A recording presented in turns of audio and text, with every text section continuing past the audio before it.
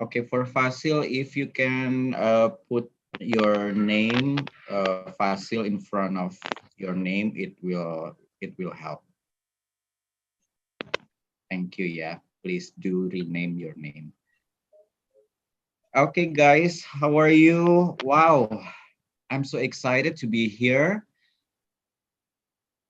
So I'm seeing people coming to this class. Okay, guys, welcome, welcome. Okay, okay, we will wait for others. Okay, I heard a lot of people already sign up for today's class, and I hope everyone show up today.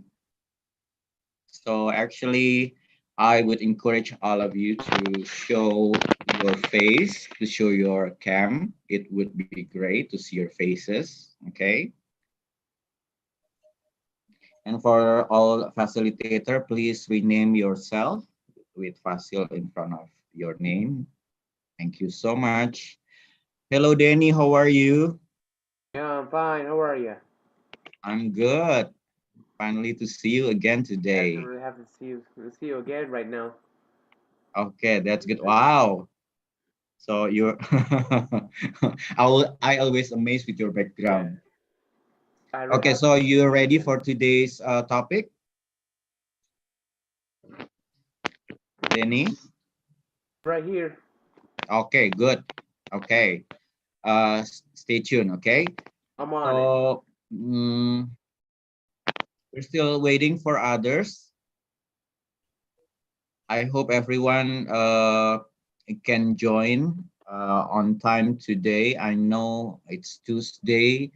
For some of you, maybe are still maybe on the way home or maybe still at the office.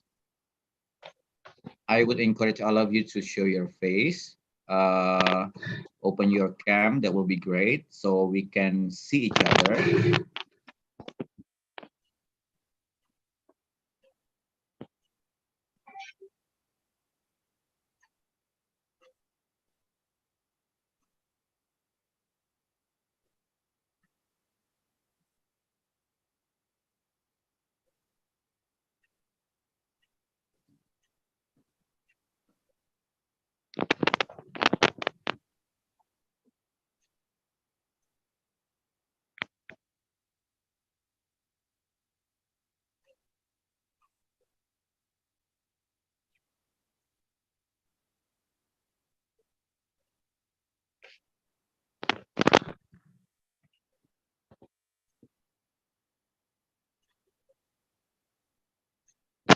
Okay.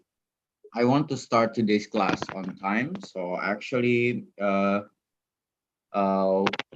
we're going to wait another 1 minute, okay, to give chance for others to join. I know some of you may be still on the way, still stuck on the traffic, or maybe you're still on the way home, or maybe still at the office. We're waiting for you. It's better late than never. Okay. Okay, let's wait for another 1 minute before we officially start today's class. I will still keep opening the class so everyone can join. Don't be afraid if you're late, just come in. So who else we have here? Hello, Anya. I can see Anya. Hello, Anya. Hello, Hello, how are you? I'm fine. I'm good. Where are you now? Are you at the office or at home? Um, I'm at home. Oh, you're at home. Yes. Oh, okay. So you finish working already or you work from home? Um, Actually, I am a housewife. Oh, you're housewife. Yes. Wow, thank you for joining us today. Is it your first time joining Britzone? Yes. Yes. So how do you know about Britzone?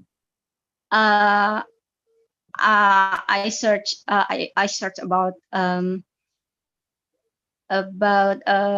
English community at Google, and I found Britzone, and I follow the IG Instagram account, and I found this webinar, and I joined this. Wonderful, wonderful. I'm glad we can meet you here, Anya. Thank you. Okay, I hope you have a wonderful first time with us. Okay, so Uh, welcome to Britzone. Yeah. Thank you. Okay, so who else we have here? We have Mahmudin. Hello, Mahmudin. How are you? Hello, brother. I'm fine. What about you? I'm good, brother. Thank you so much for asking. So, where are you? Are you at home or at your office? I am at my home. Mm-hmm. So, do you just finished work or you work from home? Uh, I'm not work. I don't work from home. I work at Palangka Raya University as a lecturer there. Wow, we have lecturer today. So, is it your first time, Mahmudin? Yes, this is my first time joining in this class. Wow, wonderful. How do you know about this class? I know this class from Instagram, so thank you very much for giving me opportunities joining in this class. Thank you so much. Wonderful. It's great to have you today. I hope you have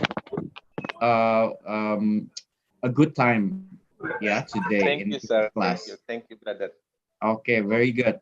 Okay, you know what? I will say hi to every one of you, but I'm afraid I have to start. Okay, right, Devi. So I will start with announcement, but before I would like to welcome all of you. Thank you so much for joining this month's class. So today is actually the first class of the week, which is happened on Tuesday. We have three classes in a week, which is on Wednesday and also Saturday. Okay, so okay, Devi, can we start from the beginning? Okay, so I would like to welcome all of you. I have to say this. This is the largest English community in Indonesia. So I'm so proud to say this. So welcome to all of you, especially for those first timer.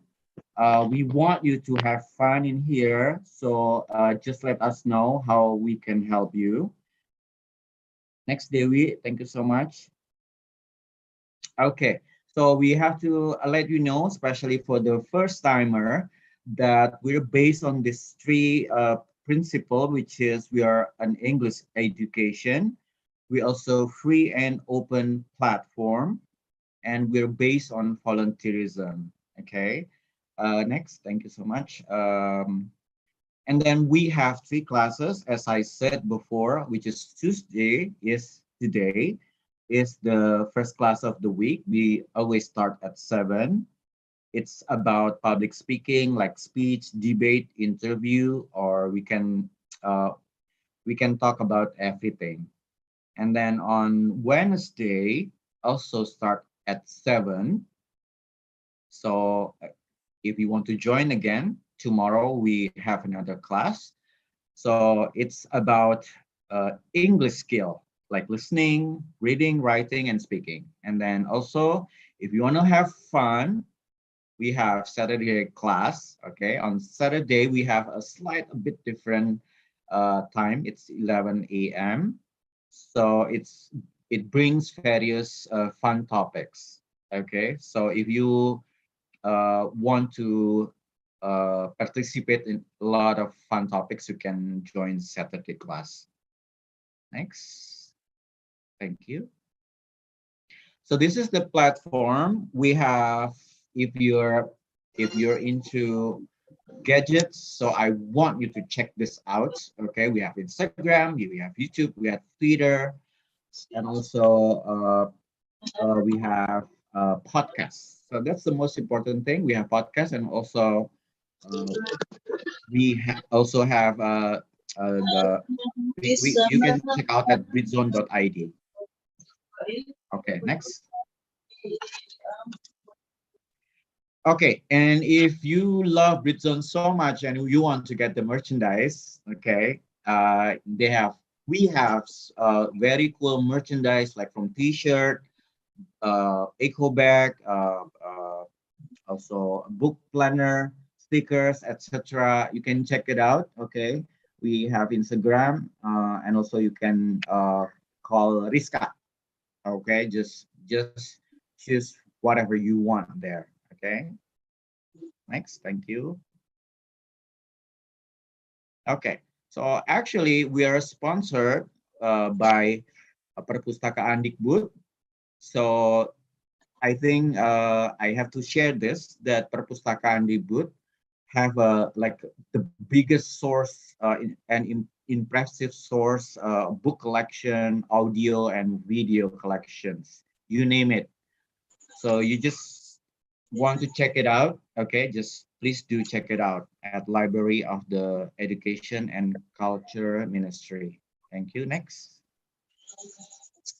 Okay, so today I will remind you. So I always encourage you to open your cam because every day we have after class tradition, which is taking pictures. So I want you to open your cam. I really do. Okay. So if you cannot open since the beginning of the class, you can open during the picture taken.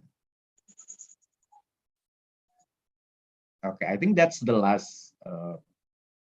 Okay, that's the last, right? Okay. Okay, so before I start, I think I saw some people are also coming in. I have like Ranto. I want to say hi also to Aska, Hanif, Zaki, Ibe. Hello. Hello, thank you so much for joining us today. So Ibe, Hello. is Yes, it your first time here? it's my first time here. Oh, okay. So how do you know about Britzone? Yes, How do you know about Britzone? How do you with Zong find out? from Denny because I couldn't From, come there, but I joined the group here how do you know? Is it from Instagram? from my friend Denny. I know. Oh, oh, from your friend Danny. Yes. Thank you, Danny. Okay, we always Thank say you, that. Denny. If Anytime, someone baby. say from Instagram, we Welcome say back. thank you, Instagram. Okay, thank And you. it's Instagram too. Okay, so if it's from Instagram, I bet you know the topic today. Can you remember the topic today? Anyone can mention the topics today's topic? Anyone? Okay, I think somebody remember, but just to be being shy. Okay, so actually, today's topic is if you read the Instagram, it's once upon a time in China. So actually, okay, before I introduce a friend of mine, a good friend of mine who actually being the conductor for today.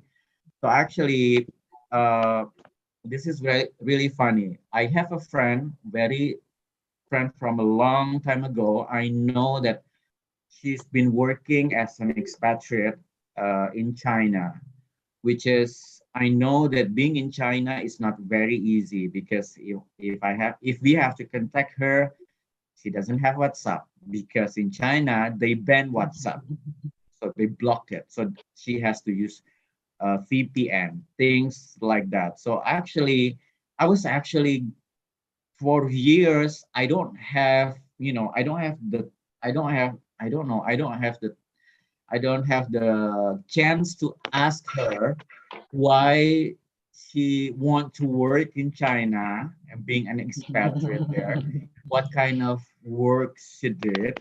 I never asked. But actually, until tonight, actually, I was actually curious because not everybody wants to go to China. Maybe everybody wants to go to Europe or the United States The or United States, yeah. Australia, but not to Australia. China. Hello, Because they can use Elsa. YouTube. And Why not? Just joking. See, why not? Okay, because the first thing is I cannot read their writing. That's the first thing. Okay, so Elsa is actually, I will not introduce a lot, but I think once upon a time in China, it's just to give you idea, guys, that for today's class we don't want to be heavy. We want you to learn a lot about English, and then at this time about another point of view about China. Maybe we don't know a lot about China nowadays because we don't know the language, or maybe we don't find anyone from China. Maybe this time is time for you to find out. Okay, so Elsa is actually back to 2014 to 2018, working for UNHCR. Okay, so actually it's taking care of refugee. That's what I know. I don't want to give you the abbreviation. I will let Elsa to explain to you. And I just the question is why she want to work in this field for long time until now, taking care of refugee. I know it's not an easy thing, and why she has to do it in China, not somewhere else. Okay. Okay, Elsa. Okay. Elsa, this is time for you to explain to us. Time is yours. Thank you so much, Kak Eko, for the brief introduction. Hello, everyone.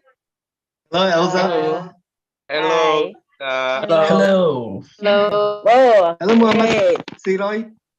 Yeah, hello. So I think all of you is, I mean, like all of you not all in Jakarta, yeah. So I think maybe No. some of you are in different cities or Like maybe I'm in different Bandung. country. Oh, you are in Bandung, Ibe? Oh, in Okay. Bandung. Mhm. I'm in Ah. Palangkaraya.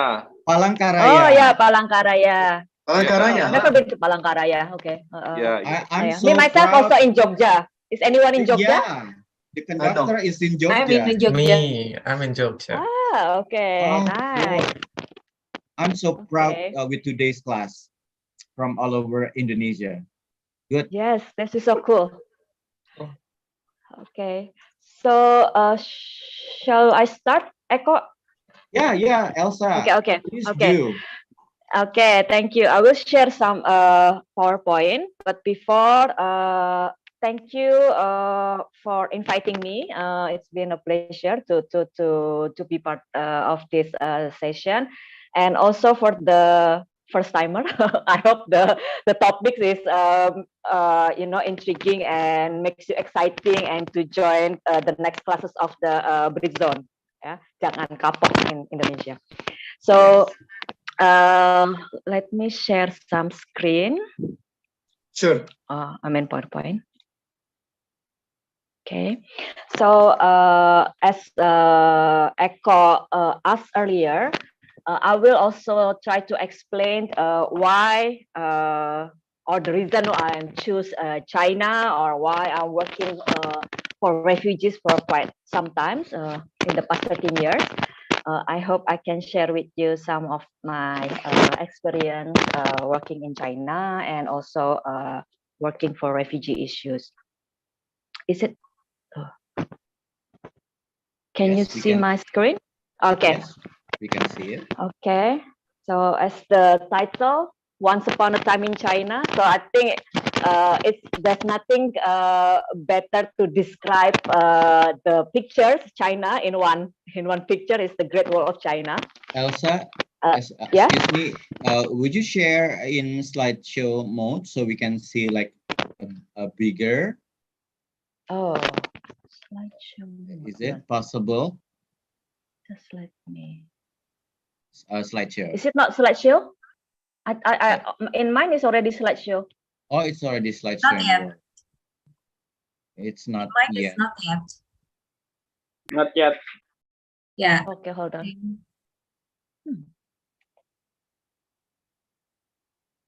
I think it's okay. I think it's okay.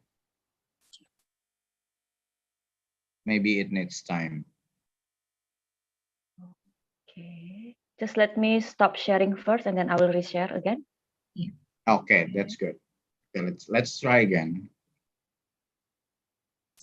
So if we can see the visual very good, I hope it helps to understand for everybody. Okay, guys, I would like to encourage you once again to show your camera. It would be great if we can see you, especially for those of you first timer. We really want to know you. Okay. Okay, we can see, but not slideshow It's not mode slideshow yet. yet, isn't it? Mhm.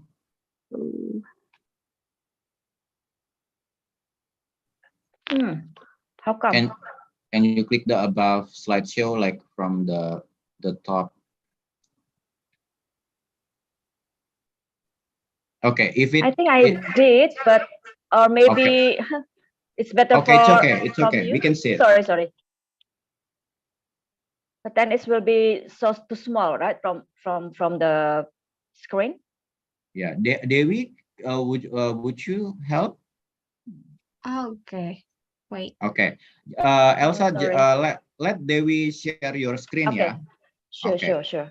your presentation. I mean.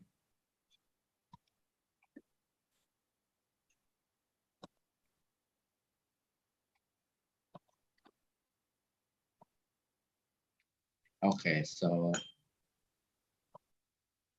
Devi will help to Okay. share, Is and it then visible? Elsa, please relax and enjoy your presentation. Thank you. Okay. Yes, once again, this is the Great Wall of China. I think this is the best picture that I have. I have thousands of pictures, but not all of them are in the good quality. Yeah, next slide, please. Just one by one. Click. So It's is not it showing. your personal Oh, sorry. picture? I think this is still in the draft. It's Devi, just the. this is not the last one. Okay, while waiting, is that a picture of the Great Wall? Yeah, it's all my personal photos. The one that I took when I went traveling around China. And if you know that Great Wall of China is I think one of the biggest, how to say, buildings on Earth that can be seen by moon. That's how people say. And it's like cross along some provinces in China. It's very long, and they have several how to say, gates or entrance. So the one that I took the picture was from it's called gate, or the how to say, the area called Mutianyu. So I think this is one of the, it's the nice wall. It's not too crowded and also not too challenging, because there are some entrance such as like Badaili that usually very crowded of people. I will explain later, but then I think one of the, how to say, experience as a culture shock for me living in China, particularly in Beijing. Like, I keep be reminding that I'm living in the most one of the most big three or big two populated country in the world, because like everywhere we go, there's a lot of people around. So is it So like in this, more people than in Indonesia? a lot, more and more. I mean, particularly if you are taking a subway, if I go to work from my first apartment to my home, to my office, I need to take a metro or subway, and it's just, I don't know, it's just like you have to, touch shoulder to shoulder with the other passengers because it's just too crowded. Wow. And then it's crazy. I live for 4 years in China, in Beijing, sorry, and I moved, I think, 3 times because for me, initially I want to find places that not too close to office, Mhm. but then each year I give up because it's just like not the traffic, but the crowd is sometimes overwhelming. I So see. yeah, so yeah, I can start. Before, maybe I would like to introduce myself first as a background. Uh, okay, this is not something that I'm not proud of because 4 years in China, I don't think I can speak Mandarin very well, or maybe just very, very little. Idian dian, they say. So, but this is something that, sometimes the pleasantry exchanges greetings that I know by heart. So like, yeah, you can click again, but like ni hao, wan xiang hao is like hello, good evening. I believe that those who are speak Mandarin will tell me that I'm not saying right things. And this is my Elsa, can you say yeah. it again? Can you say it again? Okay. Okay. Uh-huh. I hope there's no one get able to speak Chinese. Ni hao, wan xiang hao. So if you see in China, in Mandarin, they have 4 tones. Like, so if you see like the ni hao, you have the accent, the things in the I and A. So it means like you have to do the like like the action or the tonation of the word. And if in the shang, it's supposed to be like short shang. Oh. If the same word using different tone, it will be this different meaning.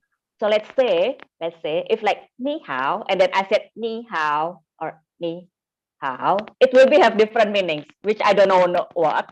But this is one of the challenges that I face in Beijing, particularly when I try to travel around or navigate around. I try to speak the word, but most of the time they don't understand me because I spoke it with different or wrong tonation. The first time I learned Chinese there, it's like let's say the word ma. So it can pronounce or it can say it by like ma ma ma ma. So it's all different meaning. So if you're saying the different tonation, it's completely, I don't know, maybe I can say, I don't know, bad word, something like that. Yeah. So this is one of the challenges that I face as well during my staying in China. It's even more So difficult than English, yeah. I believe so. Let alone the characters, but it's only to say the word with the 4 different tonation is it's quite challenging. Yeah. So before we go on to the next slide, I would like to just give a brief introduction. Kak Eko, is it okay? Yeah, Of sure. myself, I mean. Yeah. Please do, Yeah. because we're curious Okay. about you. Okay. Oh no. So first of all, yes, my name is Elsza A Fitrishiana, but feel free to call me Elsa. And was graduated from Faculty of Law in University of Indonesia from a long time ago. And as Kak Eko said that we are long friends because there was a time, once upon a time, that we went to the USA, United States, as a student exchange for a year during our high school time, right? At that time, I was in Kingston, North Carolina. For those who like basketball, you know Michael Jordan was from North Carolina, and I think you were in Minnesota, right, Eko? Yeah, I was Yeah. in St. Paul, Minnesota. Yeah, and then yeah, after we haven't talked and meet for a long time, so this is a good opportunity to catch up with you as well, Kak Eko. Exactly, exactly. And as my working experience in the past 13 years, I work in refugee issue, which issue that I found I have my passionate about.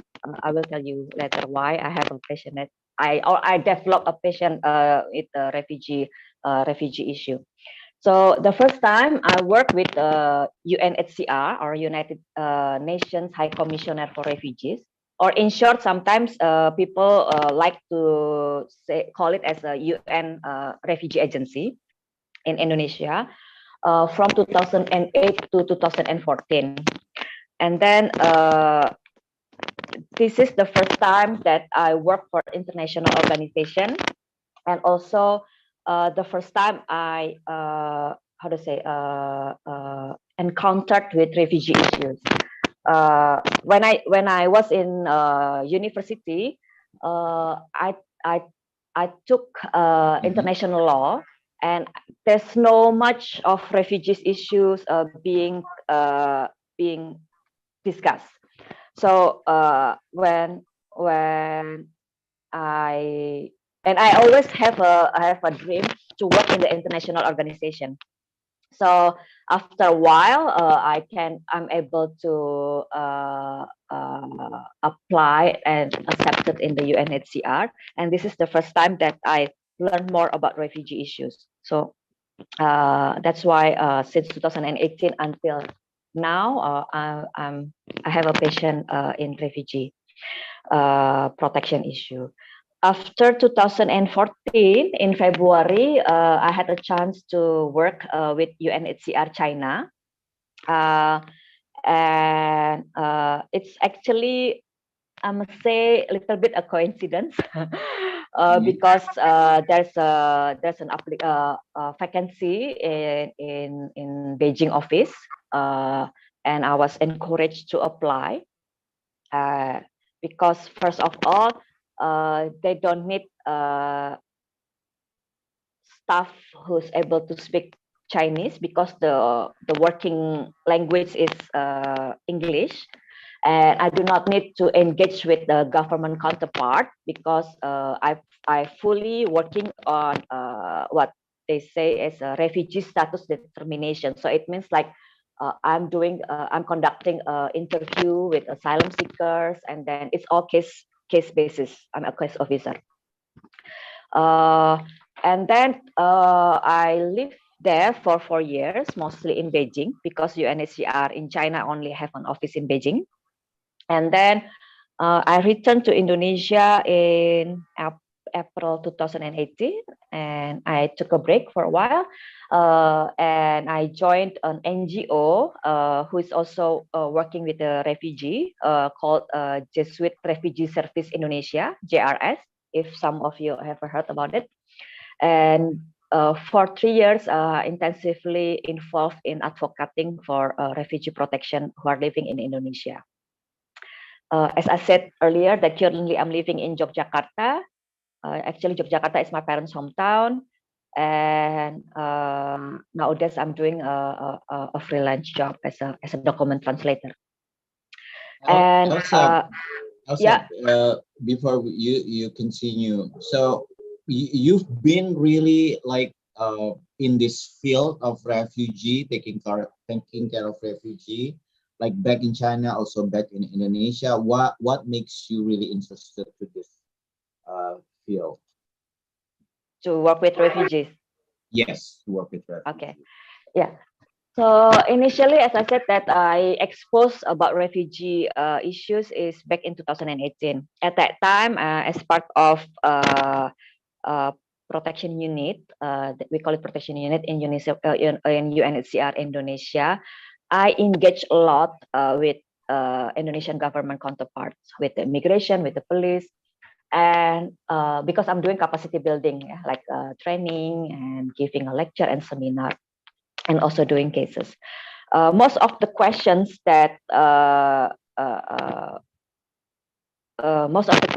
I usually get is like, why are you helping? Why are you working for foreigners who came to Indonesia at that time? And why this specific UN agency helping foreigners while many Indonesian need help? Okay, so it's also actually triggered me at that time. That's a valid question actually. So and then I try to how to say to ask myself, yeah, why are you working for refugees, Elsa? So because at that time I worked for UN agency, and I look all the UN agencies in Indonesia other than UNHCR are working for Indonesian citizens. For let's say at that time, if I'm not mistaken, there are 16 UN agencies, UNICEF, UNDP, many things. Most of them working with Indonesian government to eradicate, let's say, poverty, to eradicate malnutrition. It's all for Indonesian citizens, right? While for these people who I became to know that they not only marginalized from their home country, and also when they seeking asylum, there seems like no one's care. No one's want to know about them. No one's, yeah, I mean, like they seems like they've been forced to leave their country to seek safety to other country, but yet even in this country, no one accept them. No one wants to know more about them. No one wants to help them. So I think it's one of the thing that triggered me to want to know more about refugee. And after I learned more about refugee, it's just not like a black and white situation. There's a lot of things that I learned. There's a lot of knowledge that I gain and I can share with others. So it's also quite interesting. How to say situation and conditions of this topic. I mean, like refugee is a definition. Refugee is a terminology, but behind that there are human beings like us, facing the same difficulties, feel the same challenges, and also how to say, but they do not have the resource or support to help themselves. Yeah, if that answer your question, Eko. Thank you for answering my questions. Okay, Elsa, let's. Yeah. I see your visual is a bit freezing right now. Okay. Oh. Are we still in the right page, or we should go? Yeah. Of course. I have two sessions. So before I mean, we proceed to the next one, what is this? What is the pictures? Okay. So on the left side, this is it's called a drum and bell tower. I took it in Xi'an city. Xi'an is the place where do you familiarize with Terracotta Army? You know, like yes. Yes. And I went there to see to explore the city. And during the evening, if you see that there's a moon, it's a full moon at that time. So yeah, so I think it's one of the prettiest thing that I able to capture nicely with my mobile phone. So you captured this by yourself, right? You didn't yeah. this from Google, right? Okay. No. All are my private collection. if I may say. Yeah. Wow, I thought you took it from Google, but No, see, no, it's no, no, great no. pictures. Uh-huh. No, yeah. And then on the The side, next it's one, called the what next is it? one. It's how to say? It's a hanging monastery for Buddhist monastery. So it's like on the On the heart cliff? on the mountain on the cliff, and Yes. there are still some monks living there. So it's hold on, where was it? It's called Datong. The city is in Datong. So I went there with a friend of mine, and then yeah, that's one of also things that I think quite amazing from the landscape and from the scenery in China. So that I've been actually, I'm thinking. taking notes because if I want to go to China, I would make sure Of to course. visit this. Yeah. That's that definitely worth to visit. Definitely worth to visit. But it's different province. It's not in the Beijing area. Uh-huh. So yeah, I think in Xi'an is called. Okay, I'm not able to pronounce correctly. Shanxi province. Shanxi. Yeah, Shanxi. So SHAANXY. And this is interesting. The next one is in Datong, and it's in Shanxi province. Can you tell the difference? The one is Shanxi province, and the next one is in Shanxi province. Oh, is it It's different? similar.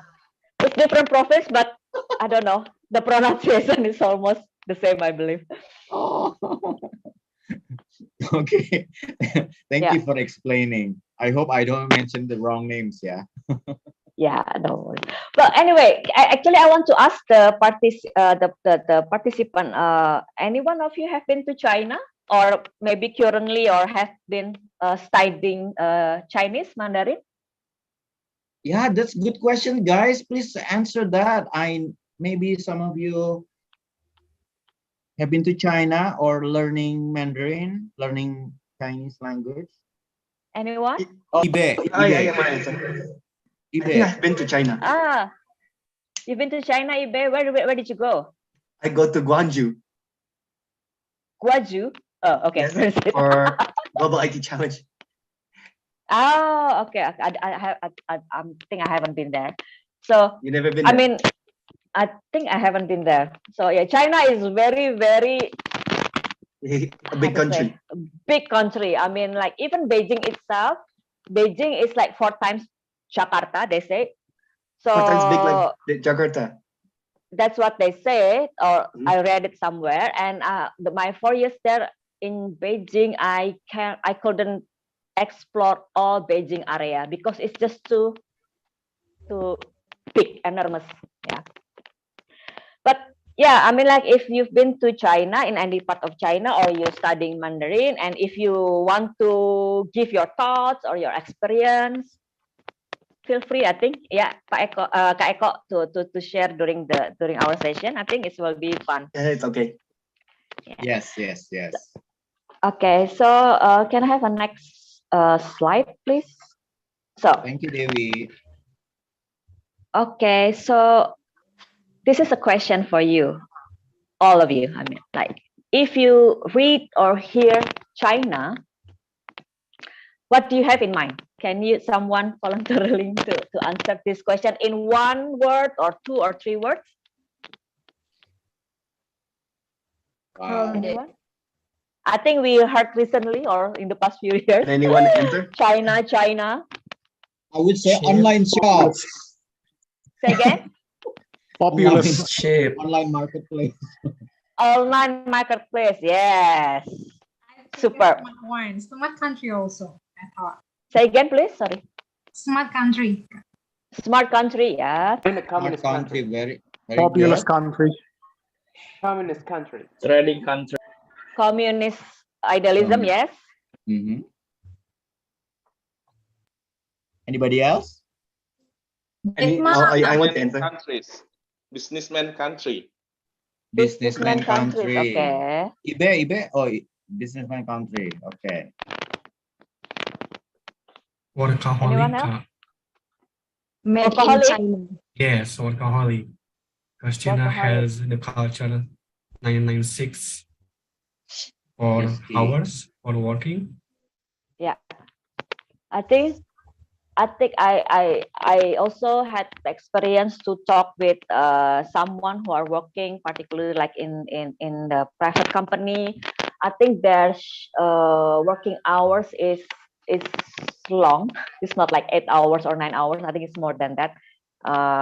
Yeah, I think I do agree with you. It's a, I will not say it's workaholic, but I just say just it's the culture of their working ethic. Yeah. Anyone else? Violence of Uyghur people. Uyghur, yes. Uyghur ethnicity is in the west part of China, which I really want to go there, but I haven't been there. It's quite far. But yes, Uyghur is one of the ethnicity in China. Other than the biggest one, the majority one, Han. I heard that earlier someone said made in China. Yes, I think as we know that almost everything that we see or buy are made in China. Anyone ever learn Chinese or now studying Chinese or now learning Chinese? I have. Oh, Anya. Anya, how is it? Also, How is it for you? I had learned Chinese when I was in high school. Uh-huh. So do you able to practicing it until now, or I mean, like how do you think about it, learning Chinese? No. When I was in high school, I loved Chinese so much, but right now I don't have I don't have friends to speak in Chinese, so I almost forget about the Chinese language. Okay, yeah, I think Chinese or Mandarin I just remember, Mandarin. I just remember ni hao ma and ni chao sen ma ming shi, something like that. Yeah.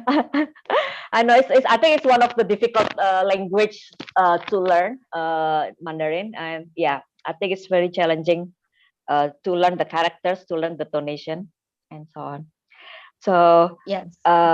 yeah, thank you. So talking about that, when we talk about I call it my China experience. In the next slide, please. I call it my China experience because I believe that whenever we go or wherever we are in different area, in different city, in different country, we will have a unique experience. Unique, it means like might be different from time to time, even though we visit the same place several times. And of course, maybe with the one that already went to China, eBay and myself will have a different experience. Yeah, even though it's different, different cities, different province, and so that's why I said that my China experience is a unique experience. And my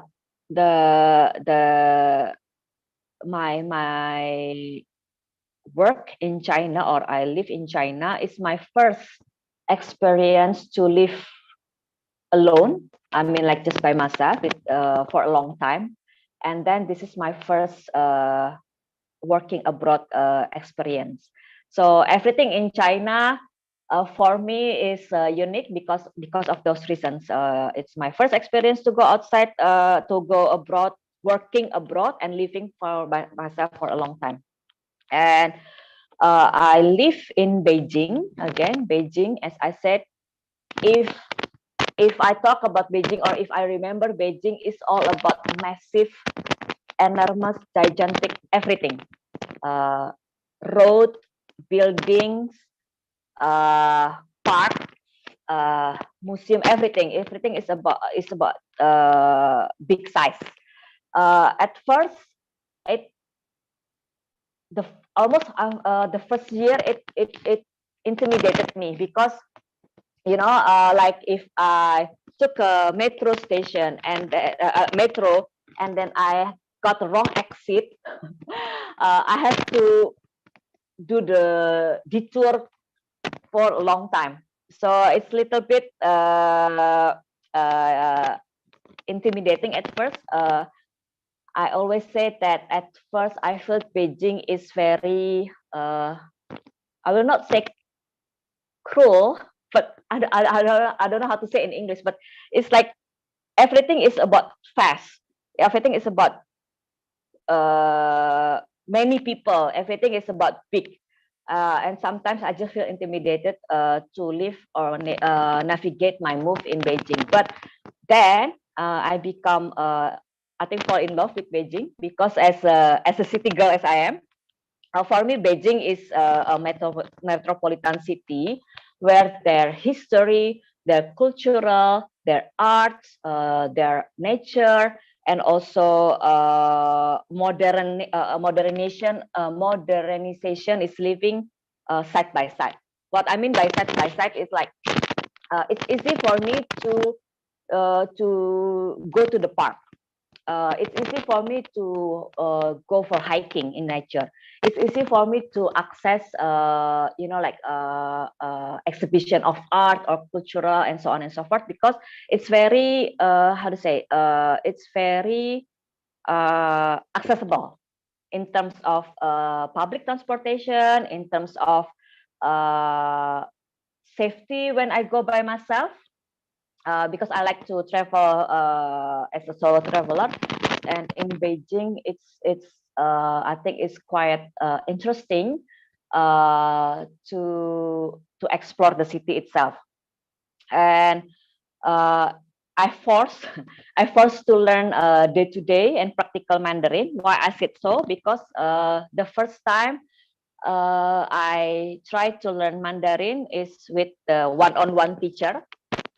Very strict teacher every weekend for 3 hours, and it's only Saturday, and it's on Saturday and Sunday, and then I gave up because for me it's too much at that time. And then my friend suggested me to have a practical Mandarin. So it means like I talked with a friend, and then she asked me, "What do you want to learn today?" So the first 3 months, the one that's very challenging for me is to asking a direction. And because in Beijing, they use, how to say it in English, one direction, right? Is it like go to the north, go to the south, go to the west? It's the way they explain a direction if we asking for street or for places to go. So and to order foods or coffee or something in cafe or in the restaurant. So the way I learned Mandarin is to learn day-to-day words on how and what I feel I needed to know at that time. And the way I learn is like we go through all the vocabulary and the tonation, and then I have to go to the street or I have to go to the coffee shop to practicing my Mandarin. So I think it's one of the how to say cool things to learn a language if to directly practice in the public. Even though most of the time they do not understand what I'm saying. Yeah, anyway, but it's quite interesting way of learn. And definitely I make new friends, a lot of friends, Indonesian, Chinese, other foreigners who are working or studying in Beijing, which most of them or some of them I'm still keep in contact with. And if I sum up my Chinese experience in 3 words, there will be about culture, about food, and about scenery in the broader sense, in the broader context. I will explain a little bit, or I will share a little bit about what I mean by culture or food and scenery in the next slide. And I also want to emphasize that as as a female solo traveler, I travel quite a lot there. I feel safe when I travel by myself in Beijing in China.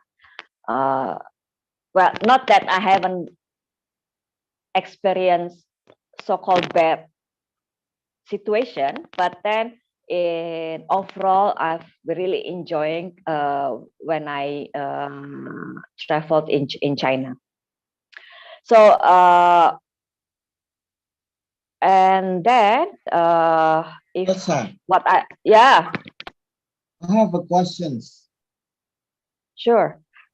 Okay, so you meet a lot of friends.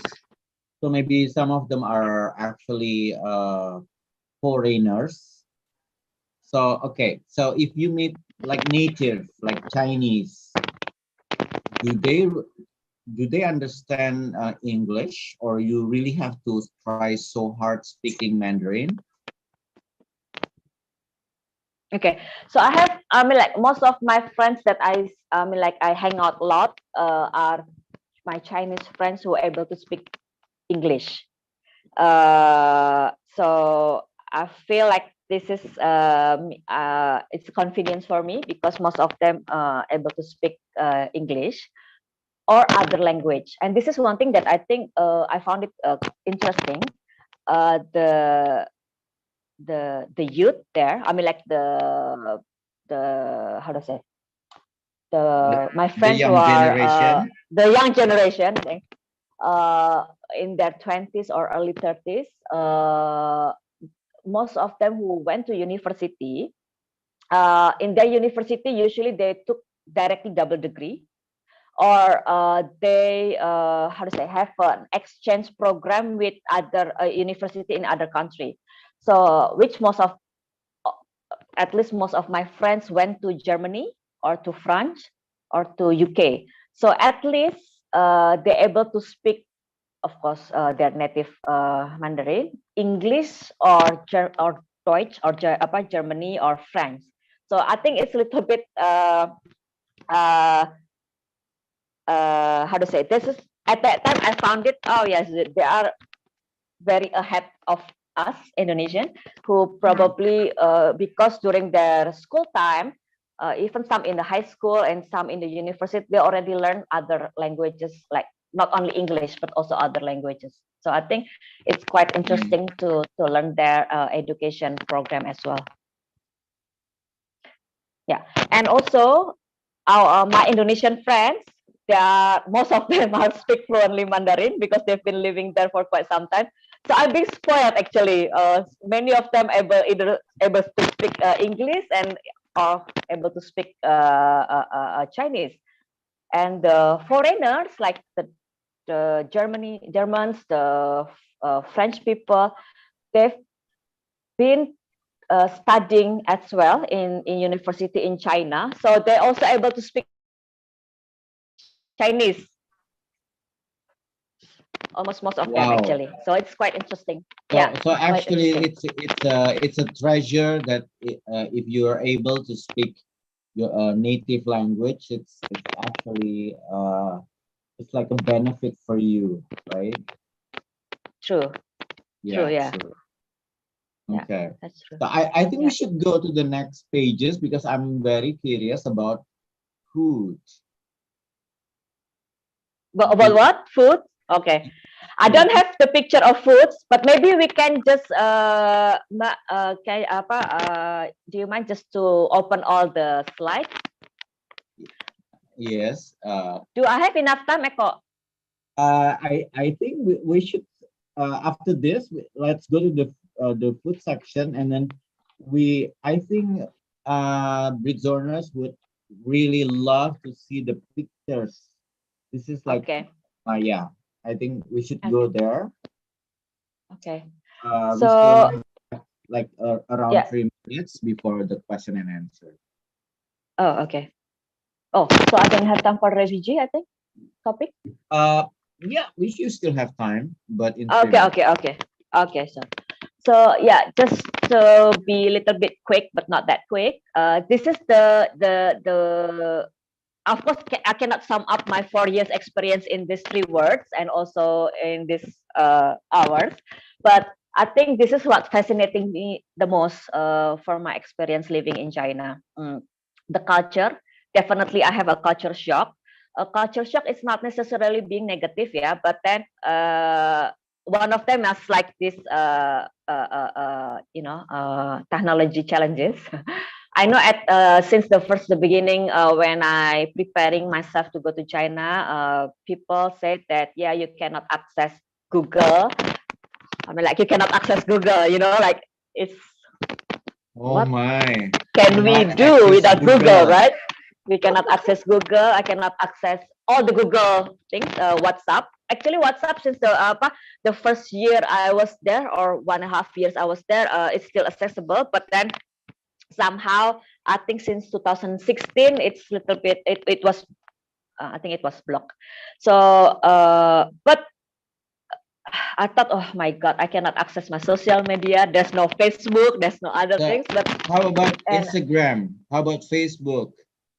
no, we cannot access that at all unless Oh my. we Oh had my. if we have how do you call VPN. But at that time, I tried to let's try. Let's do without this all mainstream social media, and I survived. I So survived actually, because how the locals run their life are they still have in social media in China? What yeah do they use? I know they have. well their biggest social media is WeChat, if you know. Yeah, Uh, yeah, yeah, yeah, yeah, yeah, yeah. it's quite big, and actually, I love WeChat. It's like like one platform, but it's combined between WhatsApp, Facebook. I mean, like to upload photos.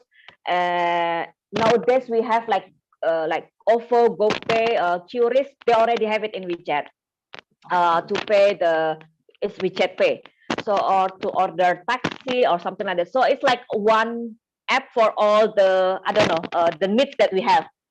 One for Basically, all, yeah. One for all. one for all, one for all. It's quite interesting as well. And but I lost my account when I came back to Indonesia. So I lost a lot of friends contact from WeChat. I'm But sorry. when I use it, in China, it's very easy, user friendly. However, my challenges were some of them are still in Chinese character, so I just cannot understand that. And the biggest challenge for me not able to access Google on day to day is when I went traveling, I cannot use the Google Map, and they have equivalent of Google. They call it Baidu, Okay, but it's all Baidu. in Chinese character. So I Oh, cannot definitely I cannot use it. So well, I try, but then yeah, most of the time it's like okay, let's just stop trying. So I think it's one of the culture shock, and there's one more that so like China is a big country, yeah. They also being how to say divided by the northern part and southern part.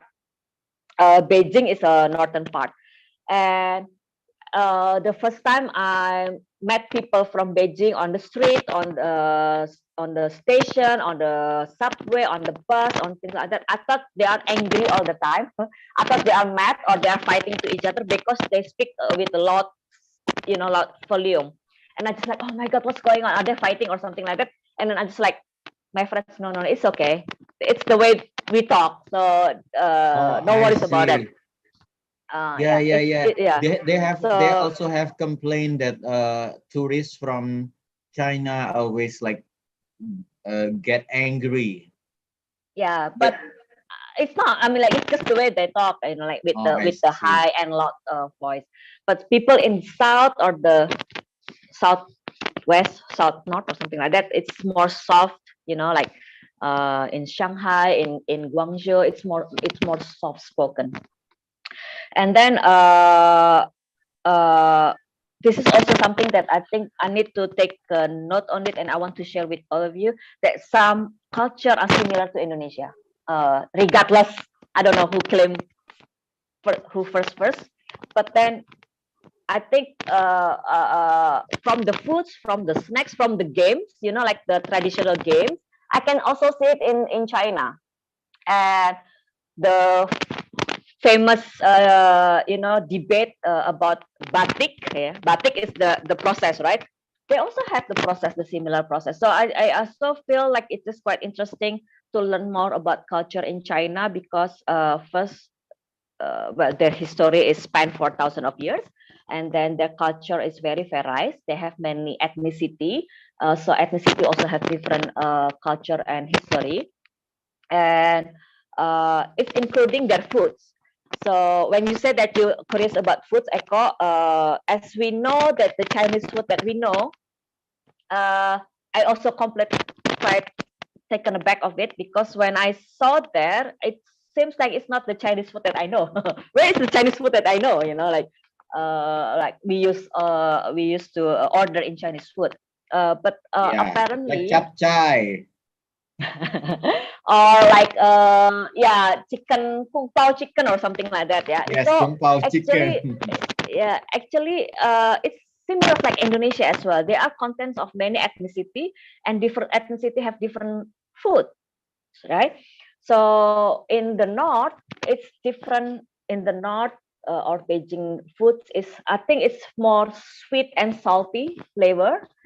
But the one that we know in Indonesia, in other countries, the Chinese food are coming from those who are migrated from the south, from Fujian province, from Guangzhou. So those are people during the Cultural Revolution. They are migrated outside mainland China, and that's the food that we know today. So, but basically in mainland China, they have many varieties of foods as well. And in the past few years, I heard that there are many challenges from Muslim friends who are going to China, where they can find halal food. Yeah. But when I was in Beijing, at least, for me, it's quite easily to find the halal sign. It's not many, yes, but then because I think the halal sign need to be approved by the government. But my friend gave a tips that if you want to find a halal food, so you try to find Xinjiang. Xinjiang is the province of the Uyghur ethnicity. Xinjiang or Hui style restaurant. So it's supposed to be a halal food. And this is quite interesting as well. Many of my Chinese friends said that if you want to find a clean food, like the way they cut the meat, so just go to halal restaurant, because they trust that it's more cleaner, cleaner restaurant, or cleaner house, cleaner meat, cleaner food, and so on like that. Can I just back to my last word in scenery? I just want to give a short sharing. When I say that China is about big everything, but the one that I think I envy from them at that time is their accessibility and infrastructure. Even though you go to the remote mountains, their access for elderly, for people with special needs or disability, and with children, it seems like they include everyone. So I think the way they try to build the infrastructures there, especially for the tourism area, is for their citizens to access the place. So yes, as I said, is the one that I envy is their accessibility and infrastructure. It's very neat. It's very well thought, and I think it's something that we can also learn from it. And if you want to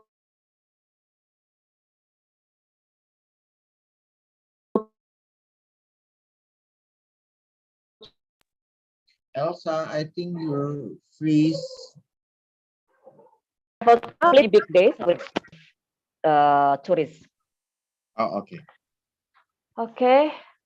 Anyone want to have questions first? Eko?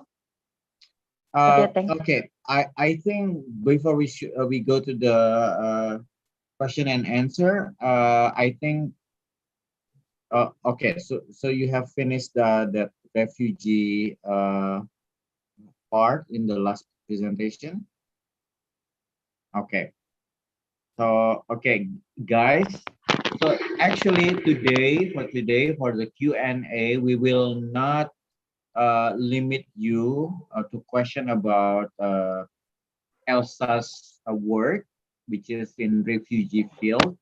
It also can um, uh, be about working in China, working abroad, because actually Elsa has a wide experience being overseas. Like she's been in the United States before, like when she was in high school, and also she worked in China. And I know those those of you in here maybe having questions about, you know, like having the challenge, facing the challenge to work abroad, etc. You can ask a question and raise your hand. Okay, I would give like one or two questions. Like I have Hanif, I have Listra. Okay, okay, I will give to Hanif. Hanif, okay. Hanif, Listra, and Mahmudin and El Fridans. Okay, 4 of you. I will start from Hanif. Hanif, what's your questions? One question for Elsa. Okay. Hello, Elsa. Hi, Hanif. Yeah, I curious with your story about China, especially about the city. I think the city don't have YouTube or Google or that kind of thing. Maybe my personally it's like isolation. But from what you see, what is the reason from China to do that? From the local people, or it is that was government regulation, or because just people love their technology? Because I think it's very unique when they are limited access to Google and YouTube, but they still compete to big city like US. Okay, very good question, Hanif. Okay, let's just answer Hanif's Okay. questions. Yeah. Thank you, Hanif. Yes, indeed. Well, there's a limitation, or there lack of access to this I must say mainstream application, but somehow I don't myself I don't feel isolated, because as I said, that there are other applications that accessible. Of course, this application is a Chinese application, such as WeChat and Baidu, that you still able to what I say exist in terms of contacting, communicating with others, with people, and also to find some news. But of course, it's quite limited news if it's from abroad. For myself in the office ourselves, well, because probably this is a UN agency, so we have how to say exception to use. So our server is not in UNHCR China server is not in Beijing, but in their headquarters in Geneva. So in certain situation, we can bypass the we call it the Great Wall of China, to the bypass the how to say the closeness, yeah.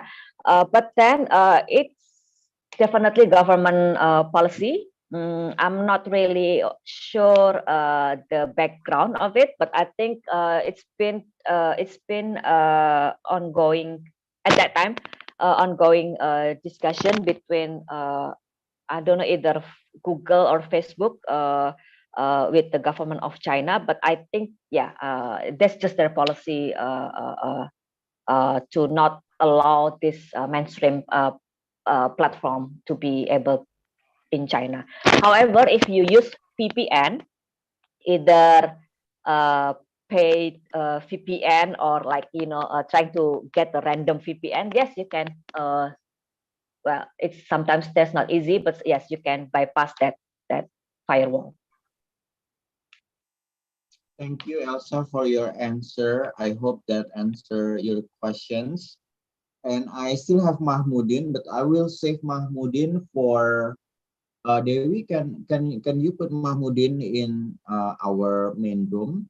Okay, so let's just divide the group into the FGD sessions. Okay, we will answer Mahmudin question in the main room.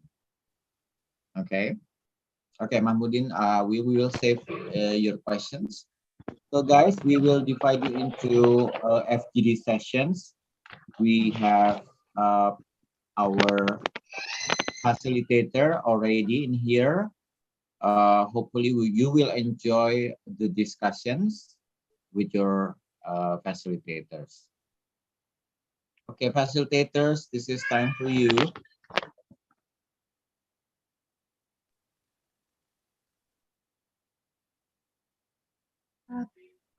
Don't we take a picture first? Oh yeah.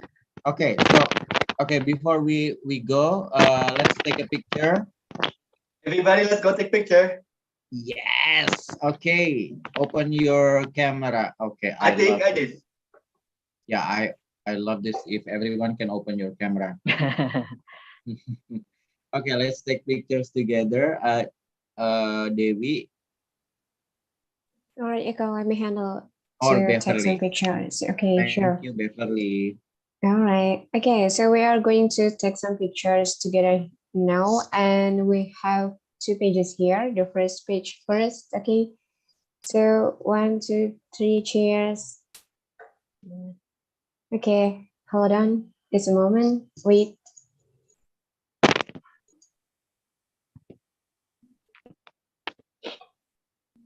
Okay, second page. 1, 2, 3, cheers. Okay, wait. All right, back to you, Echo. Okay, thank you, Beverly. Okay, the picture taken, our tradition already done. So I will let the host to divide us into the group, and you will have your facilitator inside the room. Please do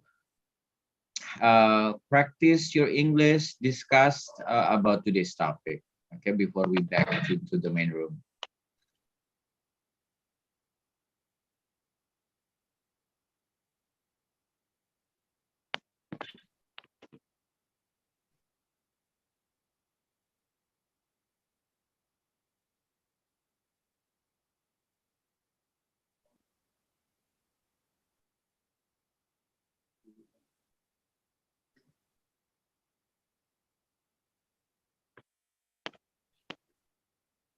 Okay, so this is the formation of main room, yeah. Dika still here, Beverly still here, Dewi still here, and okay, Mahmudin. Okay, Mahmudin from Palangkaraya. I always remember that you're from Palangkaraya. Okay, so because you're having the next questions. So we save you in the main room. So what's your questions, Mahmudin? Okay, thank you very much for the time. I'm Mahmudin. I'm from Palangkaraya. So my question is, can you explain more about refugee? Did you mean that the refugee from China or other countries that come to China at the time? Very Why good they questions. are why they were as a refugee there. Thank you very much. Very good Okay. questions. Thank you for your questions, Mahmudin. So basically, before I answer, if I may explain what is refugees. So actually, there are 5 components or 5 criteria that someone able to be called refugee. So if they are cross international border, and if they have fear to go back to their home country, and their fear is because they were fear being persecuted. Persecuted is like, or persecution is like most of your basic human rights are being violated, either by the government or by other similar authority controlling the country. And this fear of persecution is based on 5 elements: based on the race, based on their religion, based on their nationality, based their political opinion, or their membership of particular social group. And this person not able or not willing to return to the home country. So to answer your questions, the refugees that are in China, in mainland China, are those who are non-Chinese citizens, because they need to cross border, international cross border. And at that time, in 2014, 2018, most of the I call it profile of refugees that came to China, mostly are from Middle East, like Syrian, Yemeni. Also, there are some from African countries like Somalia. There are some Sudanese or Turkish. Why? At that time or until now, as probably you aware that the China government have a close relations, close economic relation and political to countries in Middle East and in Africa. So many of them, they have a exchange education or exchange students, like so called. So many of African citizen, or I'm like how to say, nationalities from the African countries and Middle East came and studying in the university in China. So they came as a student, university students, but their home country is have a change of situation. That particularly if you following a Syrian situation, so this Syrian cannot return to their home country, because of the war, of the civil war. And yes, there are students in China, but they are able to seek asylum in China by registering in UNHCR. Because how to say, the entity that have authority to take care or to handle refugees, actually a country, a state, a government. But if the government do not have capacity or do not have a national mechanism to register refugee or asylum seekers, then the only agency that, the only organization that have the mandate to do so is the UNHCR. So that's why the UNHCR in China, in Beijing office, the one that registered the asylum seekers and the one that do the or conduct the refugee status determination. Does it answer your questions, Mahmudin? Okay, thank you. Thank you, Kak. Yeah, just to add though, I mean, like in Indonesia, we also have refugees. So it's definitely not Indonesian citizens, but those who are coming from outside other country came to seek asylum in Indonesia. And with the profile in Indonesia, mostly are from Afghanistan or Syria, Somalia, and Myanmar, Rohingya Myanmar. Yeah. Thank you, Kak. Thank you for your answer, Elsa. I think that's very, it's a very clear explanation, because actually in Indonesia we also have this like refugee. I will not say problems. We have a lot of refugee. Nowadays I saw a lot of non-native Indonesian people, like mostly Afghanistan. I think most of them are from Middle East, because from the face, and sometimes we just don't know how to interact with them. Sometimes they're being our neighbors. Like I'm staying in apartment. They're sometimes I met them in the escalator, in the public spaces, and I just don't know how to interact with them, because sometimes we are afraid of something that we don't know, something that we don't understand. So maybe we can advise how actually, because nowadays in especially in Indonesia, we also a lot of refugee. How actually to interact with them, the right way, the nice way. Okay. Yeah, it's a quite important question, yeah, Eko. Yes, I do agree with you that sometimes there are how to say it, awkward or challenging situation how to approach them, and sometimes they feel that also how do I approach and make a friends with Indonesian friend with Indonesian, because first of all, I think the major challenges is language. Not all of them able to speak Bahasa Indonesia or English, even though they try to learn some of them. And also vice versa, some Indonesian maybe not able to speak English. I mean, like in their other neighborhood. But that's the first one.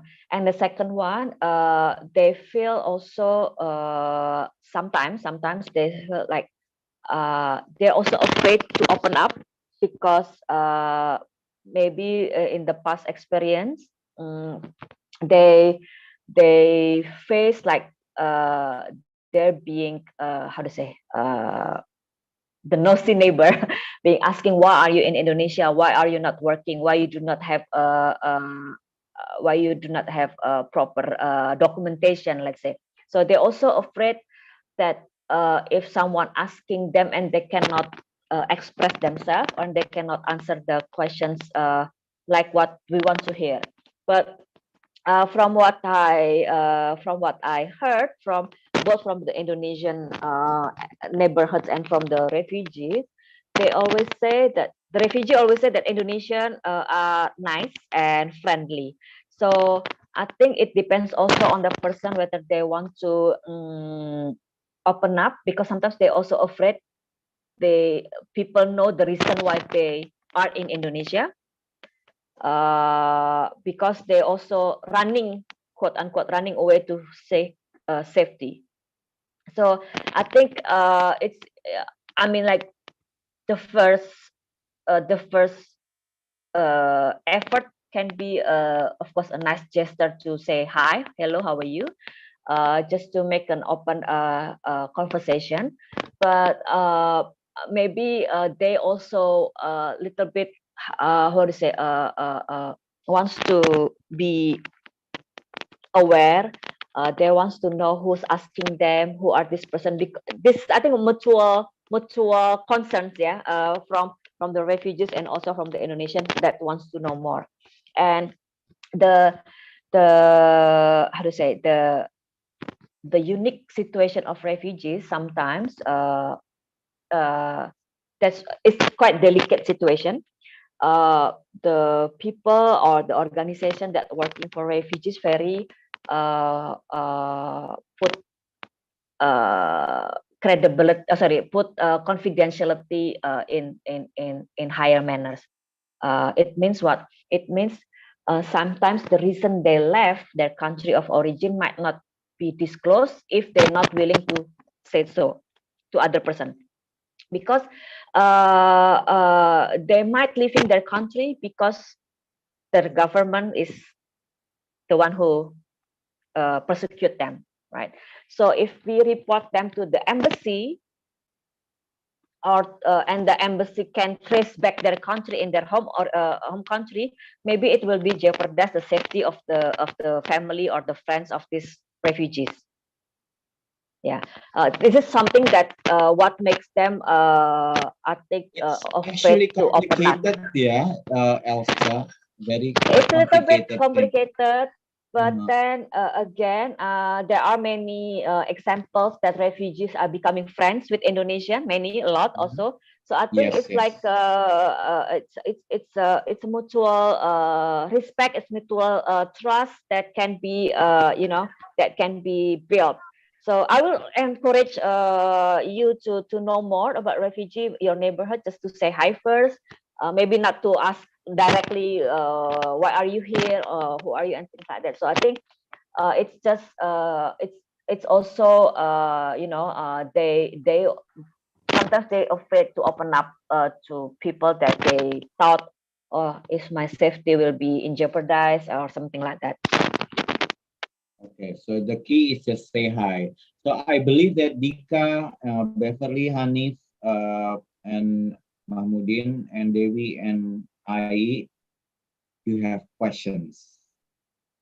So I will let you to ask questions to Elsa because we still have like around 15 minutes before everybody's coming back. Okay, Dika, would you do you have I think you raised your hand before. You have Oh, Elsa? yes. For my question, yeah. What is the first reason that you plunge yourself into the refugee world? Okay. The main reason. Well, the first reason probably before I know about refugee, all what I want to is to work with international organization. I want to work in the humanitarian sector. So when I got the chance to work with UNHCR in 2008, I also quite new in refugee issue, and I have to learn a lot about it. When we learn about refugee, actually we also need to learn a lot of things, their history of the country, why this let's say I put it as an example, about Iraq at that time.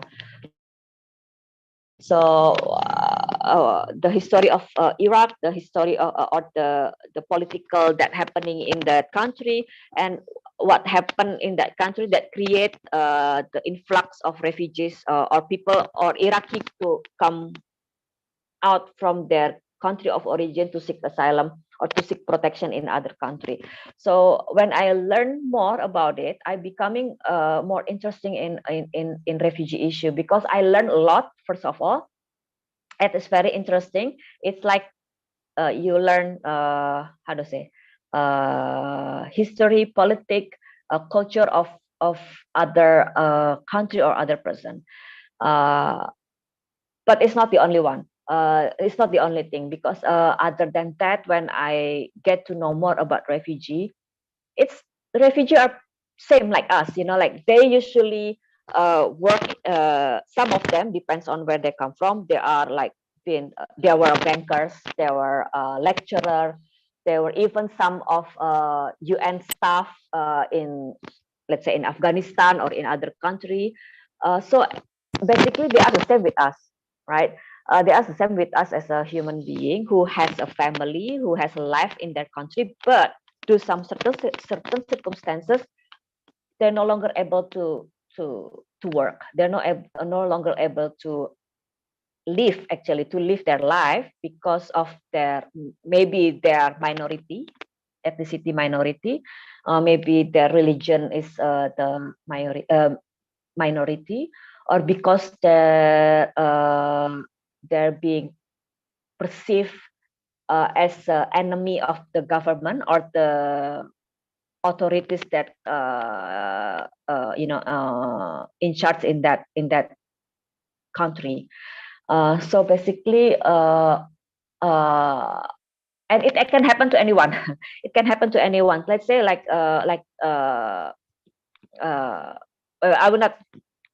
Well, we prone to this history, yeah. In 1965, in 1998 with the riot, I mean, there's always a possibility of everyone to caught in that situation and have to seek and fly to other countries to find safety, to find protection. So I that's why I'm becoming develop my passion about refugee issue, and as it said that everyone have the right to seek asylum. So actually, every one of us, all of us in here in Britzone online class, have a right to seek asylum in other country if, but not necessarily becoming a refugee if we not fulfill that refugee criteria. If that's answer your questions, Dick. Okay, Dika, it answers properly. Thank you. Yeah. And if I may add also, when I interact with the refugees, most of them, especially the one that young adult, yeah, they have skills, they have good knowledge. Sometimes they even speak English better than me. They are much more smarter than me. They even sometimes a professor in their back home country. But when they are seeking asylum, when they are becoming refugees in other countries, they're not allowed to work. They're not able to apply their skill, their knowledge, including in Indonesia. So it's a little bit sad in a way. Let's say like us, if we able to do something, but we're not allowed to do what we like to do in other places. So it's just how to say. I think this is what one of the reasons that I keen to develop my passion and still working for refugee issues. Yeah. Wow, I think hearing your explanation make me a bit, understand more about refugee, and also a bit sad because you're saying that you can be a professor, you can be somebody in your country, and then suddenly you're a refugee and you're not being able doing what you're doing.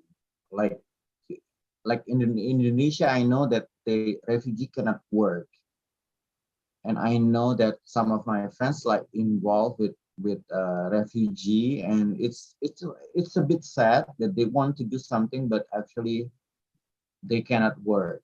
They cannot make money from anything that they can do in their own country. So it's actually a bit sad. So maybe let's move on to others. Maybe Beverly have questions. Beverly has been quiet. No, not actually. She has questions. Okay, do we have enough time to cover some questions? I have a Yes, of question, course. but maybe just a quick question. Yeah. Do you think that is it kind of legal activity for the government, whatever the government is? I mean, not only Indonesia but also other countries that open access about refugee. Sorry, can you repeat your question again, Beverly? Is it legal for the government to open access for the refugee? To open access. Okay. To open access. So it means like access for them to come to their country. Yeah. Yes. Right. Okay. So maybe it's a little bit how to say theoretical first. That basically as everyone, every person in the world have the right to seeking asylum, to seek protection in other country if they're not able to obtain one in their home country. And there's it's called 1951 Refugee Convention that define legally the definition of refugees, and also the rights and the obligations of state or of refugees.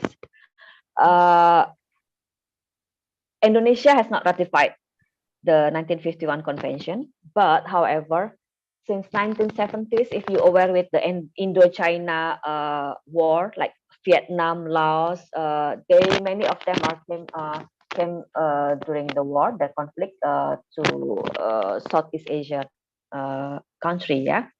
And there is international, how to say, international customary international law that saying it's an obligation of every state not to send back a person who seeking for safety or seeking for asylum if their life is in danger in their own country. So even though Indonesia or some countries have not ratified the 1951 convention, but there's international customary law that binding to all states to give access if a person stated that they are seeking asylum. Yeah. However, refugee is legal terms, and they also have a legal procedures to establish whether someone is refugee or not. So for those who are seeking asylum, we call it asylum seekers, but not all asylum seekers will be a refugee. So to be a refugee, they have to fulfill that criteria. Yeah. So yeah, that's to answer your question shortly. Okay, that's great. Thank you so much. Thank Thank you you, for your question. Beverly, for your question. Thank you, Elsa, for the answers. And I'm seeing that everybody's going back to the main room. So shall we return the floor to the host, Dewi? So who's our representative today?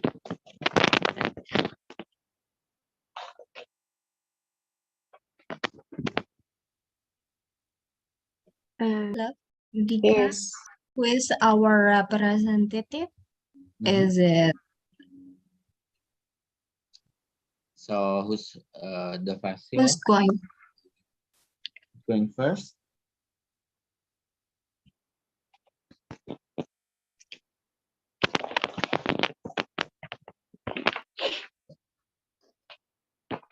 Can I So start from my group?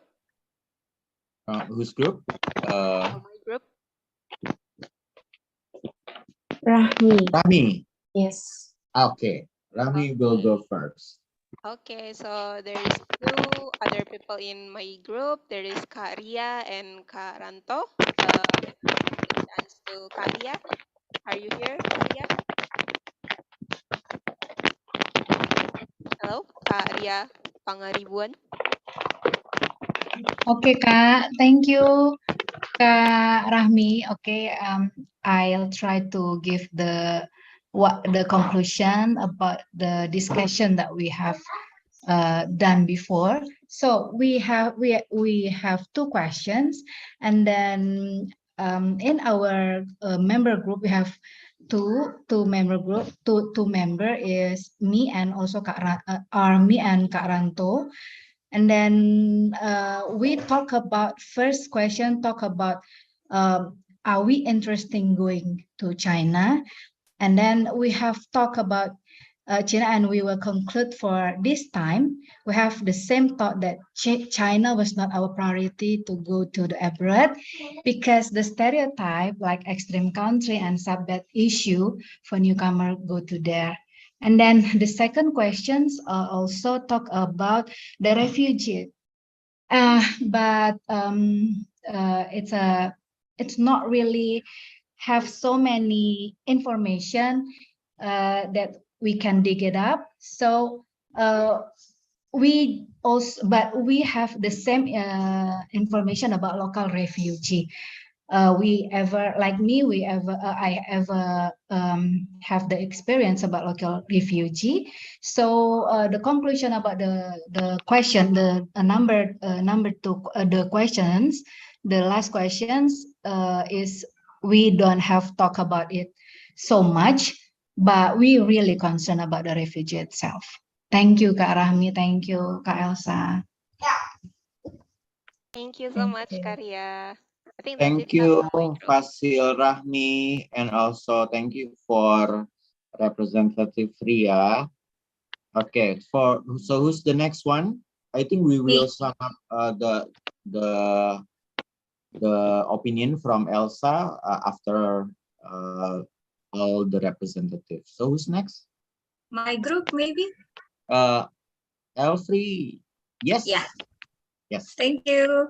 My groups consist of Zaki and Bhakti, but unfortunately, Bhakti is not online. So I just have Zaki with me in the breakout room. So please, Zaki, be the representative from our breakout room. Okay, thank you, Cheche. Okay, so when we were talking in the separate room, there were two questions. The first one was, do you have any desire to go to China, if I'm not mistaken? And then the second one, what do you think of the refugees? Is that right? Okay, so when the choices have shown, I chose the former because, you know, it's more interesting, and I think there are, you know, there are some issues I don't understand. I don't quite understand about refugees. So yeah, I have some desires to go to China, but I think, but I had some, you know, some concerns about the privacy there, because, you know, whenever you go to China, your movement are being watched by the person in charge, and also, you know, it's a vast country. But having heard that it is safe to travel alone in China, I think it's changed my mind quite a bit. Yeah, and also, since I have an interest to go to some places there, like the Great Wall and also the Inner Mongolia and also Heilongjiang as well, I think it's, you know, it's increasing my desire a little bit. But yeah, after hearing that you cannot use Google and also Facebook, it discouraged me quite a bit, but you can still use VPN there. Yeah. So it's not quite a concern anymore for me. But yeah, if I had the opportunity, maybe I will go to China someday. I think that's all. Thank you. Thank you, Zaki. Thank you, Zaki. Very good, very good, very good representative from Fasil L3. Thank you so much, Zaki. Okay, so who's the next one from Fasil? Who's the next Fasil to be? Is it Rizky? Yeah. Yes. Okay, Rizky. So who's your representative?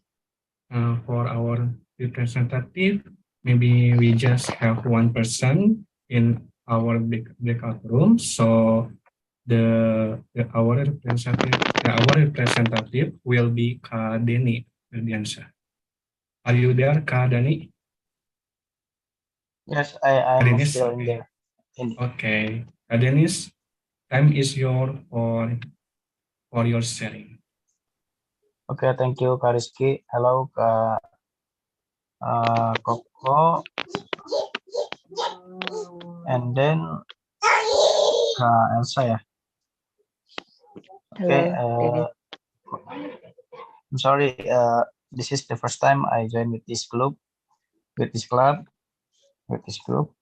And then I'm sorry if my English pronunciation or my English language is still bad.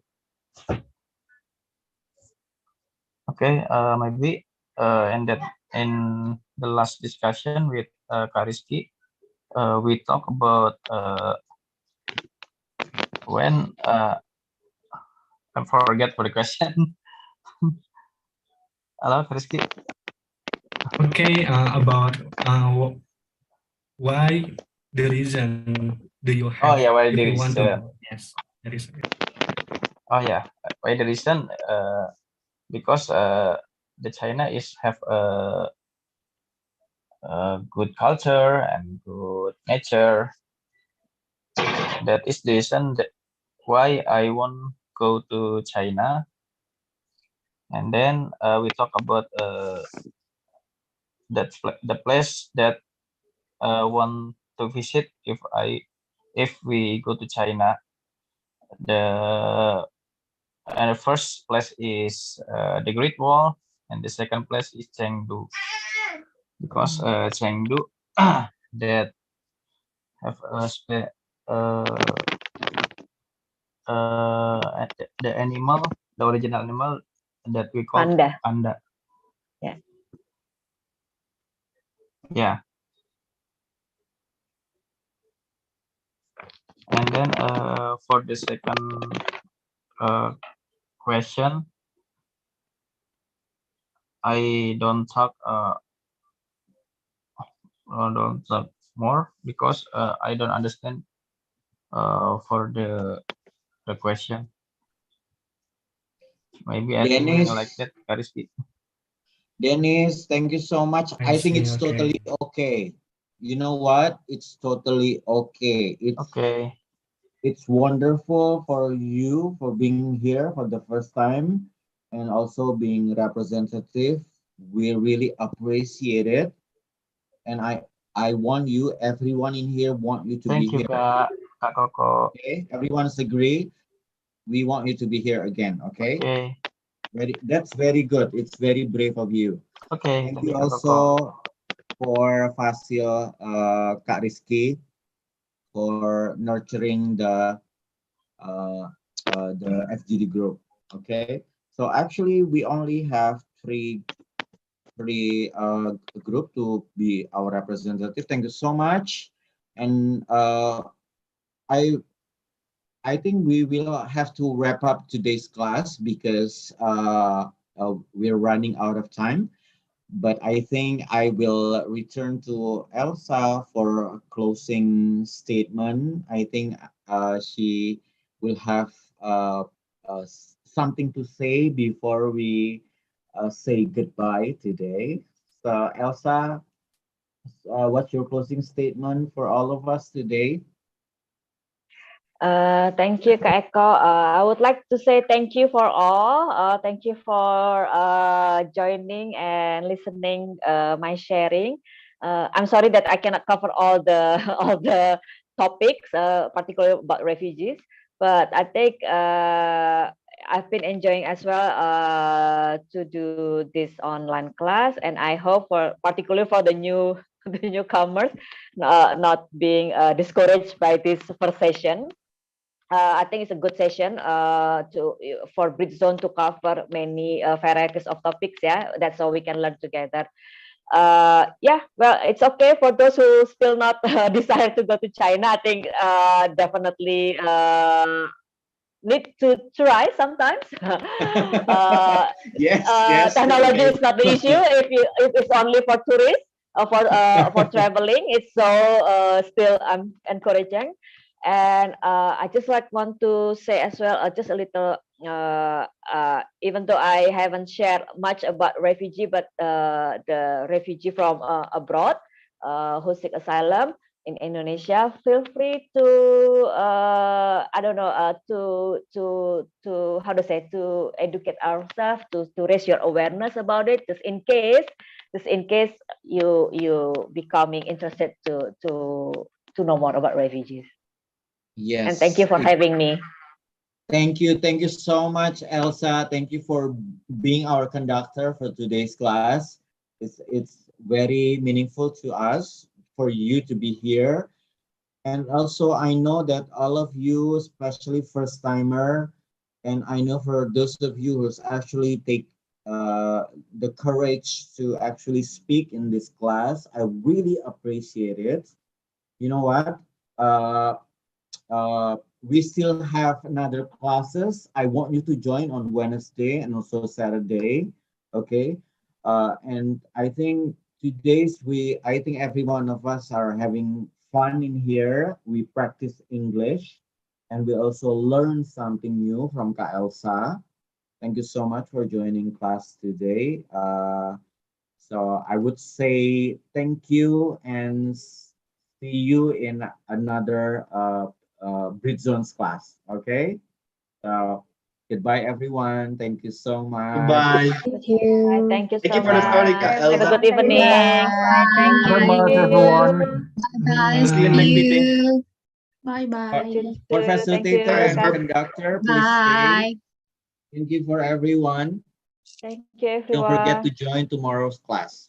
Okay. Thank you, Bye. Kak Elsa. Thank you. Thank Thank you. you. Thank you. Thank you. Thank You're you, doing, you're Kak doing Elsa, great. Kak Bye. Koko. Thank Everyone. you. Bye Thank you, bye. everyone. Bye Bye.